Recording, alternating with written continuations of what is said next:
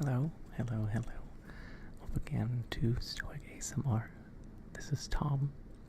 Today we're going to be continuing with book Marcus Aurelius's Meditations.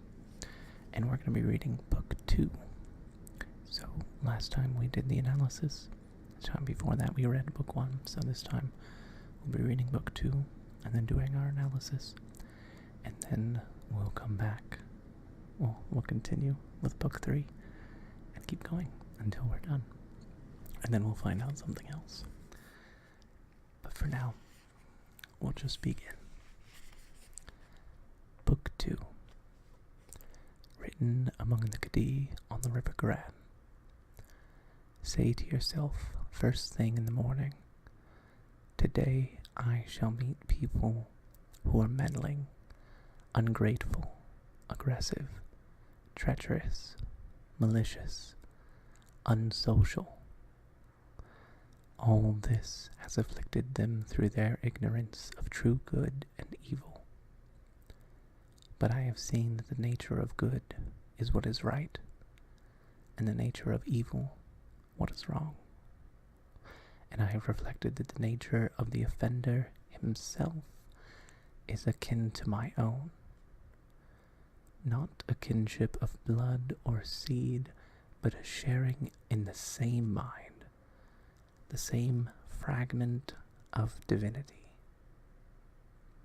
Therefore, I cannot be harmed by any of them, as none will infect me with their wrong. Nor can I be angry with my kinsman or hate him. We were born for cooperation, like feet, like hands, like eyelids, like the rows of upper and lower teeth. So to work in opposition to one another is against nature, and anger or rejection is opposition. Whatever it is, this being of mine is made up of flesh, breath, and directing mind. Now the flesh you should disdain. Blood, bones, a mere fabric and network of nerves, veins, and arteries. Consider too what breath is. Wind, and not even a constant, but all the time being disgorged and sucked in again. That leaves the third part, the directing mind. Quit your books. No more hankering. This is not your gift. No, think like this, as if you were on the point of death. You are old. Don't then let this directing mind of yours be enslaved any longer. No more jerking to the strings of selfish impulse. No more disquiet at your presence or suspicion of your future fate. The work of the gods are full of providence. The works of fortune are not independent of nature or the spinning and weaving together of the threads governed by providence. All things flow from that world, and further factors are necessity and the benefit of the whole universe of which you are part. Now every part of nature benefits from that which is brought by the nature of the whole, and all which perseveres that nature, all which preserves that nature, and the order of the universe is preserved equally by the changes in the elements and the changes in their compounds. Let this be enough for you and your constant doctrine, and give up your thirst for books so that you not die a grouch, but in true grace and heartfelt gratitude to the gods.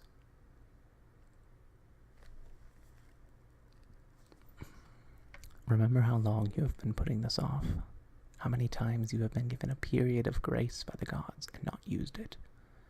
It is high time now for you to understand the universe of which you are part, and the governor of that universe of whom you constitute an emanation. and that there is a limit circumscribed to your time. If you do not use it to clear away your clouds, it will be gone, and you will be gone, and the opportunity will not return. Every hour of the day give vigorous attention, as a Roman and as a man, to the performance of the task in hand with precise analysis, with unaffected dignity, with human sympathy,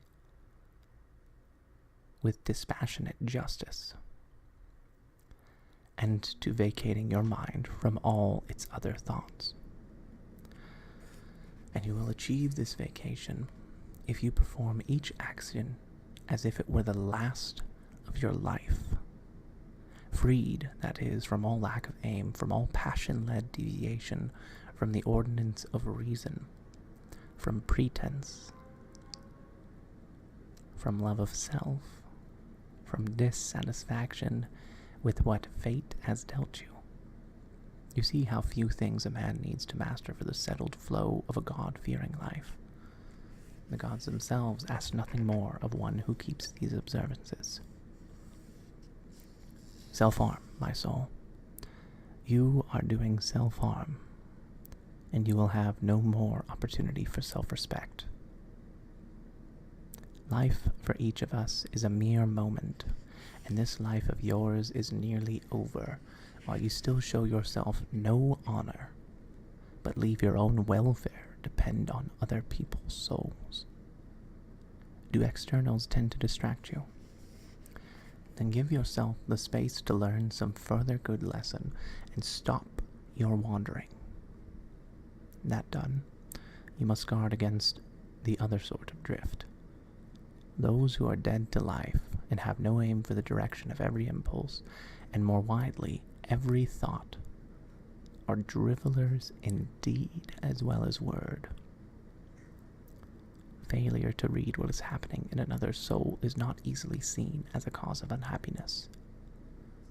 But those who fail to attend to the motions of their own soul are necessarily unhappy. Always remember these things. What the nature of the whole is, what my own nature is, the relation of this nature to that, what kind of part it is of what kind of whole, and that there is no one who can prevent you keeping all that you say and do in accordance with that nature, of which you are a part. In his comparative ranking of sins, applying philosophy to the common man's distinctions, Theophrastus says that offenses of lust are graver than those of anger, because it is clearly some sort of pain and involuntary spasm which drives the angry man to abandon reason, whereas the lust-led offender has given in to pleasure and seems somehow more abandoned and less manly in his wrongdoing. Rightly then, and like a true philosopher, Theophrastus said that greater censure attaches to an offense committed under the influence of pleasure than to one under the influence of pain. And in general, the one is more like an injured party forced to anger by the pain of provocation, whereas the other is in his own source of the impulse to wrong, driven to do what he does by lust. You may leave this life at any moment. Have this possibility in your mind in all that you do or say or think. Now, departure from the world of men is nothing to fear if gods exist, because they would not involve you in any harm. If they do not exist, or if they do not care for humankind, then what is life to me in a world devoid of gods or devoid of providence? But they do exist, and they do care for humankind, and they have put it absolutely in man's power to avoid falling into the true kinds of harm. If there were anything harmful in the rest of experience, they would have provided for that too, to make it in everyone's power to avoid falling into it. And if something cannot make a human being worse, how could it make his life worse? The whole nature of the world would not have been blind to this. either through ignorance or with knowledge unaccompanied by the power to prevent and put right. Nor would it have made so great an error through lack of power or skill as to have good and bad falling indiscriminately on good and bad people alike. Yes, death and life, fame and ignominy, pain and pleasure, wealth and poverty. All these come to good and bad alike, but they are not in themselves either right or wrong. Neither, then, are they inherently good or evil. How all things quickly vanish, our bodies themselves lost in the physical world, the memories of them lost in time. The nature of all objects of the senses, especially those which allure us with pleasure, frighten us with pain, or enjoy the applause of vanity. How cheap they are, how contemptible, shoddy, perishable, and dead. These are matters for our intellectual faculty to consider. And further considerations. What are they, these people whose judgments and voices confer or deny esteem? What is death? Someone looking at death per se, and applying the analytical power of his mind to divest death of its associated images, will conclude then that it is nothing more than a function of nature. And if anyone is frightened of a function of nature, he is a mere child. And death is not only a function of nature, but also to her benefit. Further, how does a man touch God? And with what part of his being? And when that part of him is in what sort of disposition? Nothing is more miserable than one who is always out and about, running round everything in circles. In Pindar's words, delving deep in the bowels of the earth, and looking for signs and symptoms to divine his neighbor's minds. He does not realize that it is sufficient to concentrate solely on the divinity within himself and to give it true service. That service is to keep it uncontaminated by passion, triviality, or discontent at what is dealt by gods or men. What comes from the gods demands reverence for their goodness. What comes from men is welcome for our kinship's sake, but sometimes pitiable also, in a way, because of their ignorance of good and evil. And this is no less a disability than that which removes the distinction of light or dark.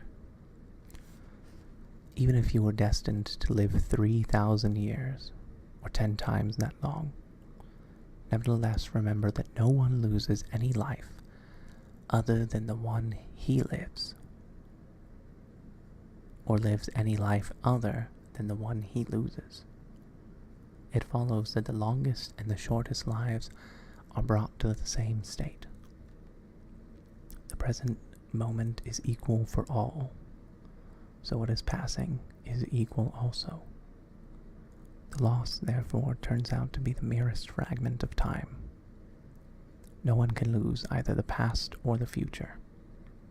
How could anyone be deprived of what he does not possess? So always remember these two things. First, that in all things have been of the same kind. First, that all things have been of the same kind from everlasting, come round and round again.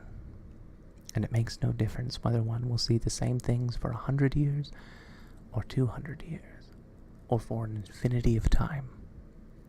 Second, that both the longest lived and the earliest to die suffer the same loss. It is only the present moment of which either stands to be deprived. And if indeed this is all he has, he cannot lose that which he does not have. All is as thinking makes it so.